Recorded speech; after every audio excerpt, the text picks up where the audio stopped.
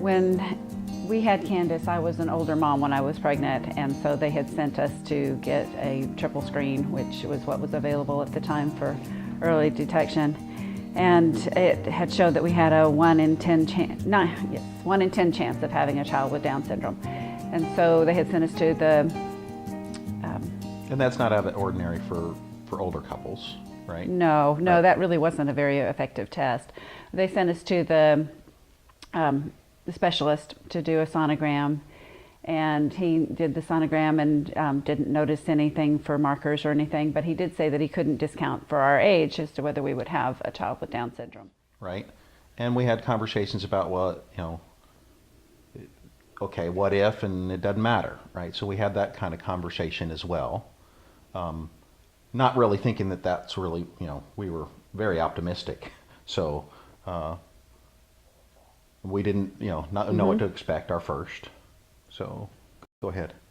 So when we had I'm going to interrupt. when we had the baby, we had when we had Candace, I had a lot of complications, and so they had taken her right away, and they came back and said that we had a doctor came in, and I think that she spoke to us probably in the best way that she could, but we had a lot of health issues that we needed to address right away, and they were going to take Candace over to the Children's Hospital as quickly as possible. But then they also did say that they suspected Down syndrome and had taken blood to do the testing for that, but it would be a while. When they told us at the hospital that they suspected that she had Down syndrome, I think that it was more confirming to me. When they had told us about the blood work and that the chances were high, I think from then on I just knew. But Michael was always very optimistic that that was not the case. But yeah, so I think it was more of a shock for me. Right. It was. But I think that from the time they told us at the hospital, even though you have that period of time for the blood work to come back, we operated on the assumption that she did have Down syndrome, because the doctors had seen markers but we were mostly worried about these health issues. She may have had more of an assumption than I did. It was.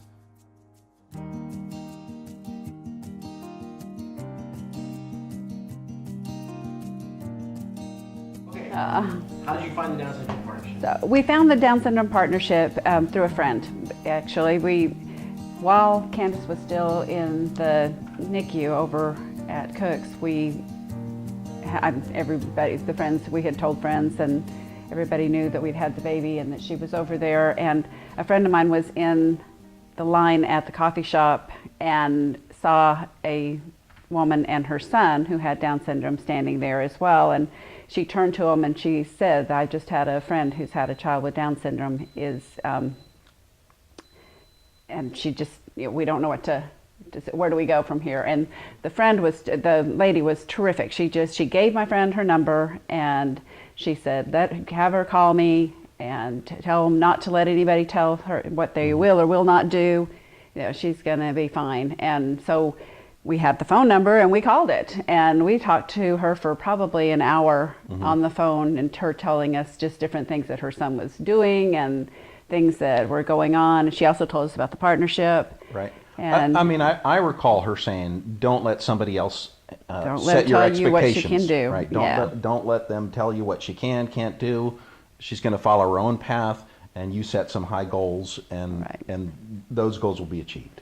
And what happened was the very next day we went to the hospital, and they started telling us, well, she probably won't walk till she's 3, and she probably won't do this. And we were just like, yeah, well. Right, because you had already talked to her, so you just, you're going to set your own, that's awesome. Yeah. Right. We just didn't listen to them. And it is amazing how health professionals will tell you what your child, well, everybody wants to tell you, educational professionals, everybody wants to tell you what your child is not going to do when they have Down syndrome. Nobody ever told us that Dawn wasn't going to be a neurosurgeon when she was born, but they'd have been happy to tell me what Candace wasn't going to do. So, now I can tell you she's not going to be a neurosurgeon. But if Candace wants to do something, she can pretty much do anything she wants, or find a niche in that area. If she wanted to be an astronaut, she'd find a way to be around that kind of environment. Find the right accommodations to meet that goal. And, absolutely. And that's really a key to it as well.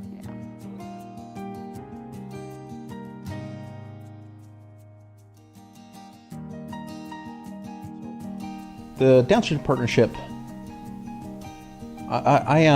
it's an interesting question for me. I don't know that it was just the connection with other families that, excuse me, were facing the same thing helped, right? I talked about a little bit about a sense of pride or embarrassment or confusion as to how to present, hey, I've got a child with Down syndrome, to friends and family, co-workers, right? I think when you connect up with people in the partnership, you break that barrier just straight away. That barrier's gone, and you can have another conversation that is more realistic about the situation that you're in. And then you can even have a conversation about how to present,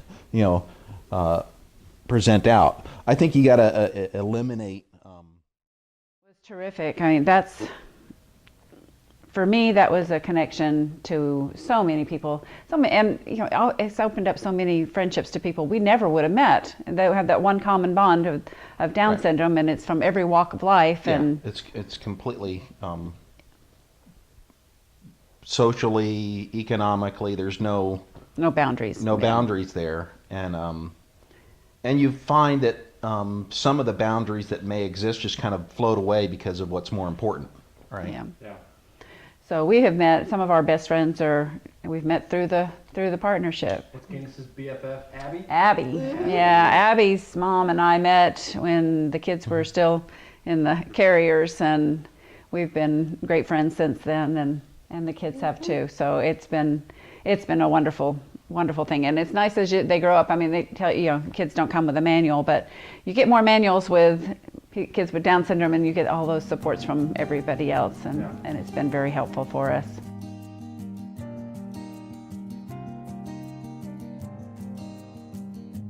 Yeah, I think the most important thing to tell parents who received a diagnosis is that it'll be a different journey, but it's not a bad journey or a journey that you need to feel reserved about. I think you need to connect in. You need to be able to accept support. That's probably for me, a little bit one of the harder problems to say, okay, how do I accept that support? I think I would tell people that to not let anybody tell you what your child can and cannot do. That's probably the biggest thing for me, and to treat them like any other child. Have high expectations. Expect them to behave. Expect them to do things, and expect them to eat right. Expect them to do the right thing in public. To do the right thing at home. Right. To work hard in school. Yes. Be nice to others. All those typical things that you'd expect of any other child.